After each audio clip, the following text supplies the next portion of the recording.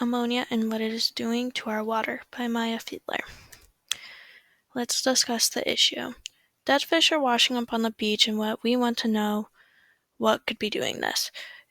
We all know life is weird and it all can come from anything.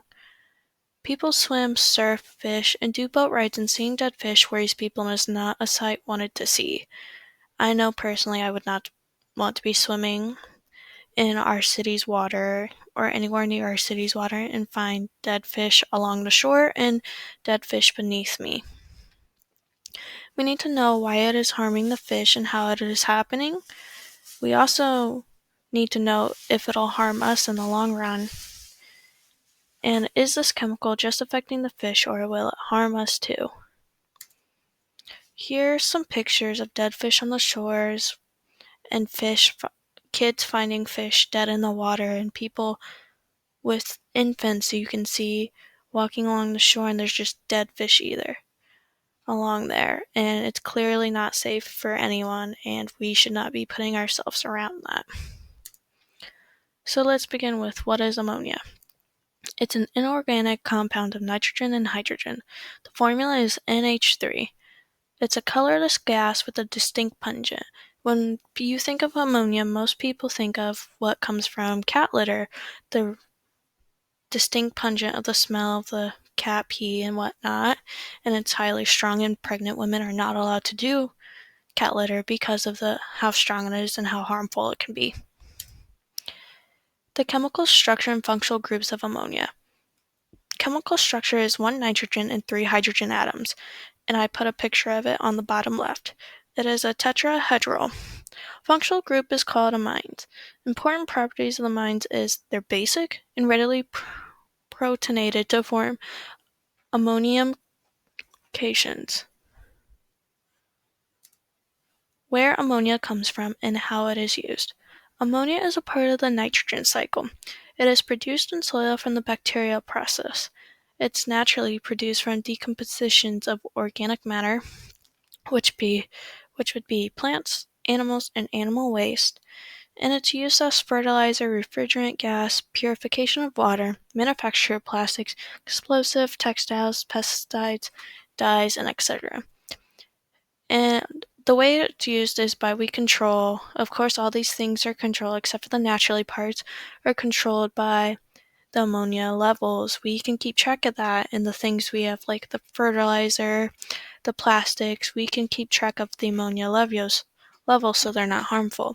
But when it comes naturally from animal waste, we can't control how much goes into an animal, how much comes out of an animal, and the animal itself, they have their own properties that know that how much they can control. And as you can see, it comes from the fertilizer, it can be pushed up from factories in the air, and it can come from just pollution built up in the water. And now here we go into how does it affect the fish.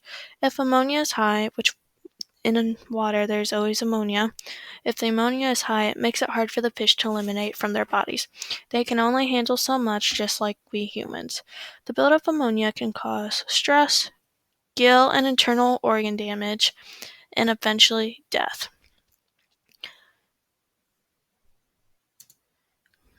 Organ tissues affected and cellular location in the organelle impacted. Fish. Gill damage, internal organ damage, mitochondria, and endoplasmic reticulum. So on the upper right, you can see that the fish is missing its entire gill. That's due to it causes gill damage because that's where that's where their oxygen comes in and out from. So that when it becomes damaged, it automatically creates a dead fish because they don't properly get the right airflow in, and then it's just an open wound, so much more bacteria can get into them. And on the bottom left, there is a fish that some may be like, oh, it's pregnant, but it's really their internal organs blowing up because of how much ammonia is in them, because they can only handle so much, and they're a lot smaller than us, so what we can handle is nothing compared to them. And so their stomachs blow up until they pop, basically. My hypothesis is I think ammonia can be entering into the water, into the fish by the amounts of pollution that goes into the water streams. It can also be entering through into the water and fish by the body fluids that come from other animals and species that drink from the water or live in the water. So it could be it could come from any other dead animal in the water, or it could be if, and let's say a bird comes into the water, sits there, and decides to use the restroom, all the ammonia coming from them, which could be a lot stronger, could lead down into the fish and they consume it. And so how it came into contact with fish. Ammonia is a natural byproduct of fish metabolism, which is, of course, it's the same as humans. We have ammonia going in and out, but we all determine how much we can handle by our body levels of it. Animals excrete some waste in the process of metabolizing food into the energy, nutrients, and proteins they use for survival and growth. And fish metabolic waste product is ammonia. And I'm pretty sure most of us have seen our fish will eat their own poop or they'll eat others' poop. So they're constantly getting ammonia into their systems. It's whether when they do eat that, we don't know how much is getting into their system without, like, if it were in a fish tank, we could properly clean it and make sure it's not a lot of ammonia going into them because they're eating their waste. But in big bodies of water, we never know right now that how much is going into them because there's so many fish and so many other things that they could be eating, like other people's waste. And when there's pollution in the water, that also plays a factor because they could be eating, let's say I picked up my dog's poop, threw it in the garbage ended up getting disposed into the water. They could be eating that poop then. And what can we do as a city?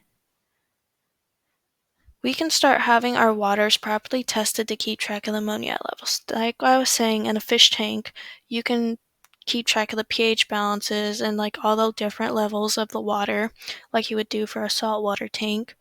But instead, what we can do is having people who test the water that we drink and stuff that goes into what we can shower, we can start having them go into the bigger bodies of water in our city and having them test this to make sure that it stays low.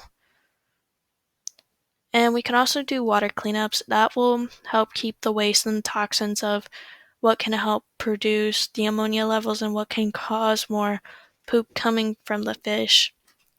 And we can make sure buildings waste is not being pushed into the water as much and having more control of it. And that goes back up to the water cleanups. Just having a cleaner water system keeps everything that holds ammonia in them, keeps that from producing more and keeps it from killing more fish since they can process it, but they all sit there and it's a cycle. They'll eat their poop and they cannot tolerate as much ammonia as we can.